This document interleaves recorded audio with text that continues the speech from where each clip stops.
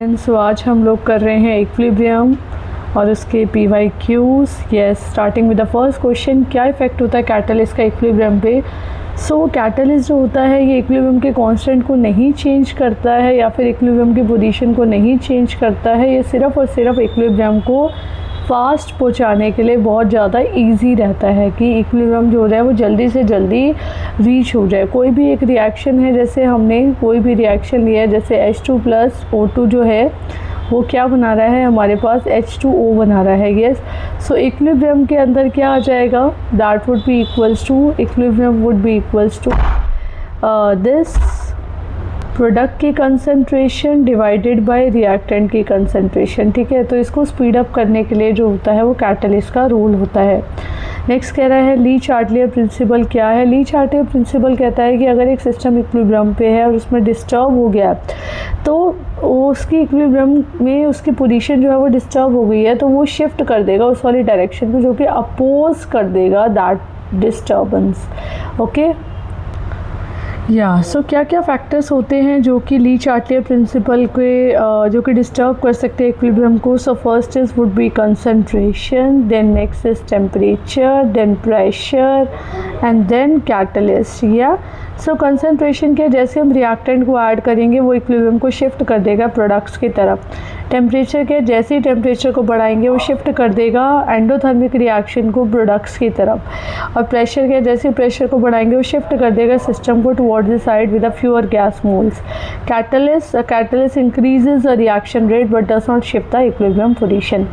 Next question कह रहा है केमिकल इक्विलिब्रियम क्या है। केमिकल इक्विलिब्रियम एक डायनेमिक स्टेट है जहाँ पे रेट ऑफ द फॉरवर्ड और रिवर्स रिएक्शन जो हो जाती है वो बराबर हो जाती है। That is a chemical equilibrium.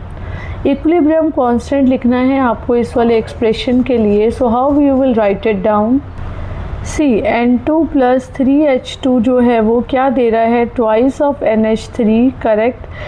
Kc किसके बराबर हो गया, NH3 का whole twice, yes, divided by N2 and H2 का whole thrice, correct. This is the chemical equilibrium for this equation.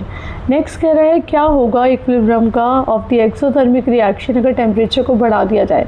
तो अगर हम टेम्परेचर को बढ़ा रहे हैं और एक्सोथर्मिक रिएक्शन में हीट किस में निकल रही है, प्रोडक्ट में, यस।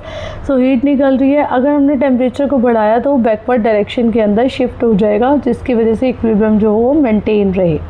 यस, क्या रिलेशनशिप होता है Kp और Kc के बीच में। Kp pressure and this Kc concentration, that would B RT in the power of delta n. Yes, this is Kp equals to Kc, R gas constant multiply temperature, and that would be the delta n. Okay, and delta n would be the number of moles of gas during the reaction. Yes, delta n would be sum of the moles of the gaseous product minus sum of the moles of the reactant product. Okay, Kp would be chemical equilibrium or equilibrium constant calculated using partial pressures, and Kc would be the equilibrium constant calculated using molar concentration. Next question कह रहा है हमें pH निकालना है इतने इसकी, that would be कितनी हो जाएगी इसकी pH। HCl किसके अंदर ब्रेक होगा, सबसे पहले वाला है, ठीक है, H++ Cl नेगेटिव के अंदर। यस, हमारे पास जो है इसका ये this is not a option, yes, okay, ये नहीं है, आपको सिर्फ इसी का ही कैलकुलेट करना है। This would be 1 × 10⁻³ yes. pH would be equals to minus of log 10 H+, clear.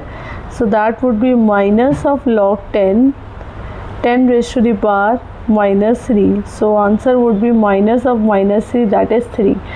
क्या आयनिक प्रोडक्ट होता है वाटर का at 25 degree Celsius. Ionic product of water क्या होता है, that would be Kw equals to 1 × 10⁻⁻14। Yes, क्योंकि ये H2O किसके अंदर ब्रेक हो जाएगा, H++ OH नेगेटिव के अंदर। यस, Kw किसके बराबर आ जाएगा, H+ and OH-। Yes, next question कह रहा है कि बफर सॉल्यूशन क्या है। एक सॉल्यूशन जो कि पीएच के चेंज को रेजिस्ट करता है when small amount of the acid और base is added, so that is a buffer solution. Yes. और कॉमन आयन इफेक्ट क्या होता है? कॉमन आयन इफेक्ट होता है suppression of the ionization of the weak electrolyte by adding a strong electrolyte having a common ion. तो जैसे हमने ionization of the weak electrolyte को कम कर दिया by adding a strong electrolyte जिसके अंदर क्या हो? कॉमन आयन होना। एग्जाम्पल सी दिस CH3COOH जो है वो ब्रेक हो रहा है किसके अंदर? CH3CO minus plus H plus के अंदर, एंड CH3CONA जो है वो ब्रेक हो रहा है CH3CO negative plus Na plus के अंदर।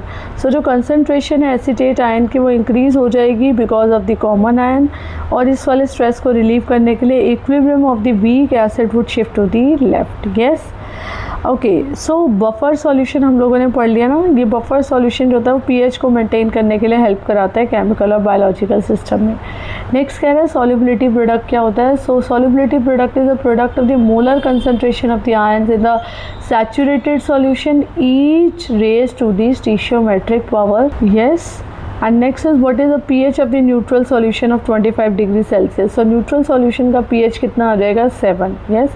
So 7 would be the answer. Next is like क्या इफ़ेक्ट होता है अगर हम इनर्ट गैस को कांस्टेंट वॉल्यूम पे डालेंगे? तो कोई भी इफ़ेक्ट नहीं होगा किसमें? इक्विलिब्रियम पोजीशन पे। करेक्ट, कोई भी इफ़ेक्ट नहीं होगा क्योंकि इनर्ट गैस चल रही है, inert gas is acting as a normal gas.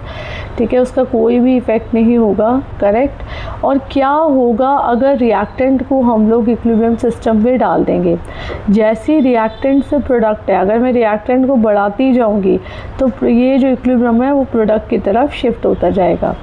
Next कह रहा है कि ब्रॉन्स्टेड-लॉरी थ्योरी के अकॉर्डिंग एसिड क्या होते हैं? प्रोटॉन के डोनर होते हैं। ठीक है, प्रोटॉन को डोनेट करते हैं। और बेस क्या होते हैं? बेस होते हैं प्रोटॉन को एक्सेप्ट करते हैं। So proton acceptor would be the base and proton donor would be the acids. क्या इफ़ेक्ट होगा अगर हम प्रेशर को बढ़ाएंगे गैसेस के इक्विलिब्रियम पे? तो जैसे जैसे हम प्रेशर को बढ़ाते जाएंगे so it will shift towards the side जिसके अंदर कम मोल्स ऑफ द गैसेस होगा। ये तो इक्विलिब्रियम में है ही। जैसे मैंने प्रेशर को बढ़ाया तो ये उधर वाली साइड पे शिफ्ट हो जाएगा जहाँ पर जो है वो कुछ ही मोल्स है गैस के। और क्या होगा अगर प्रेशर को घटाएंगे तो ये वहाँ पर शिफ्ट हो जाएगा जहाँ पे ज़्यादा मोल्स हैं किसके? गैस के। ठीक है। नेक्स्ट क्वेश्चन कह रहा है कि अगर रिएक्शन को मैंने 2 से मल्टीप्लाई कर दिया तो उसका इक्विलिब्रियम कांस्टेंट क्या हो जाएगा?